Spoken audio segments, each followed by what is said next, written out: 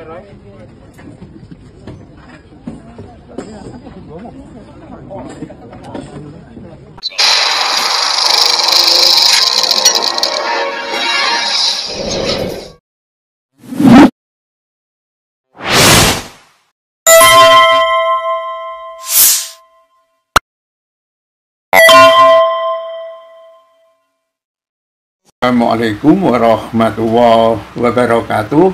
Pemirsa, Mukidi menghina muslim. Tapi ya begitu deh, memang tampaknya sifat dari Mukidi ini kepada muslim, kalau nggak menghina dengan sembako, ya main kasar kalau kepada para aktivis muslim. Nah, ini pemirsa, satu pemandangan yang tampaknya agak mengerikan kalau menurut saya, yakni ketika dia mengadakan pengajian, atau tepatnya itu kalau saya dengar-dengar dari suara-suara orang itu, ya itu adalah tahlil dan barzanji. Barzanji itu dalam tradisi muslim adalah satu semi ritual begitu, membaca sejarah hidup Nabi ya secara puitis. Nah, sayangnya ketika rombongan itu datang dan kabarnya itu adalah Jam'iyah Ahli Thoriqah Al-Muttabaroh An-Nahdiyah Desa Lebak Semarang, ya itu nggak keluar dia ya ketika rombongan itu datang, padahal itu bawa bis, berapa bis itu datang ke rumah Jokowi itu. Ya, pintunya tertutup rapat, ya, sampai akhirnya pengajian atau tahlilan dan barzanji itu selesai. Itu dibutuhkan waktu cukup lama, pemirsa. Ya, kalau ada yang versi lamanya itu bisa 2 sampai 3 jam, ya kan? Pintunya tertutup coba. Tapi pada akhirnya memang dibuka, bukan tertutup terus. Yakni ketika sudah selesai itu pengajian, ya persisnya kita tidak tahu ya. Kalau kondisinya Jokowi seperti itu, ya bisa jadi ya mungkin tidak bermaksud menghina, tetapi memang kondisi kesehatannya betul-betul parah sehingga dia tidak bisa mengikuti acara itu. Cuma kalau rumahnya ditutup rapat seperti itu, ini betul-betul ya kurang ajar lah. Kalau menurut saya, di mana-mana acara pengajian barzanji itu pintunya yang biasanya ditutup aja, pintu samping dan lain sebagainya itu dibuka semua, apalagi pintu utama. Nah, ini ada orang yang bagi-bagi sembako saja pintunya itu dibuka, lah ini kok ditutup rapat, ada apa ini? Nah, perlu diketahui ya, pembacaan barzanji itu adalah pembacaan seorang tokoh terbesar di dunia, ya, yakni Rasulullah Shallallahu Alaihi Wasallam. Untuk apa dibaca? Pertama, ini adalah memang tokoh ideal dari umat Islam, ya, yang umat Islam itu diwajibkan untuk memberikan sholawat itu. Yang kedua, untuk memberikan pemahaman. Yang ketiga adalah untuk meniru langkah-langkah, tindakan-tindakan beliau, moralitas beliau, yang dikatakan oleh Aisyah, istri beliau itu, akhlak dari Rasulullah itu adalah Al-Quran, living Quran, Al-Quran yang berjalan.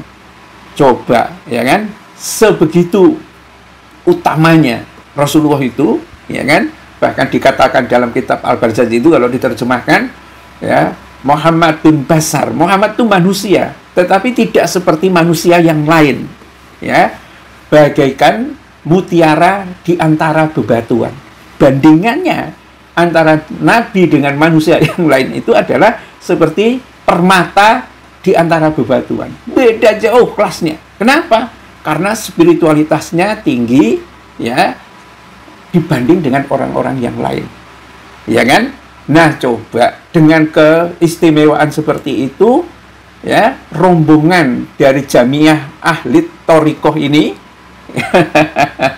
Ahli Thoriqah loh ini, Mu'tabaroh, ya, kok mau dan bersedia gitu loh membacakan barzanji ini pada saat yang punya rumah tampaknya tidak membutuhkan mereka. Setidak-tidaknya itu pintu dibuka dong, gitu loh.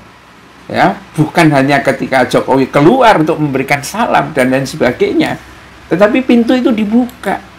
Loh, apakah ini hanya motivasinya supaya para jamiah itu mendapatkan sembako, ada kontrak bisnis antara pimpinannya dengan Jokowi, atau sebetulnya seperti apa gitu, ya? Ini luar biasa, ya. Wah, tapi ada juga yang mengatakan gini, saya bersaksi bahwa Jokowi adalah Tuhan, utusan Tuhan yang Maha Esa untuk membawa keselamatan bagi rakyat Indonesia. Coba bayangkan ya.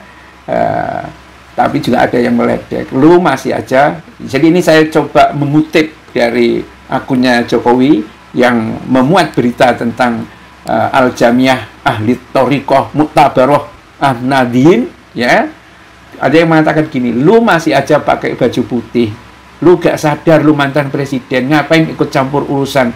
Minimal presiden ke-6 aja deh, dia pensiun, ya, gambar-gambar, nyanyi-nyanyi, nonton olahraga, ya kan? Tidak pusing seperti Jokowi, ya. Tapi itulah Jokowi, karena mungkin menderita sebetulnya NPD itu.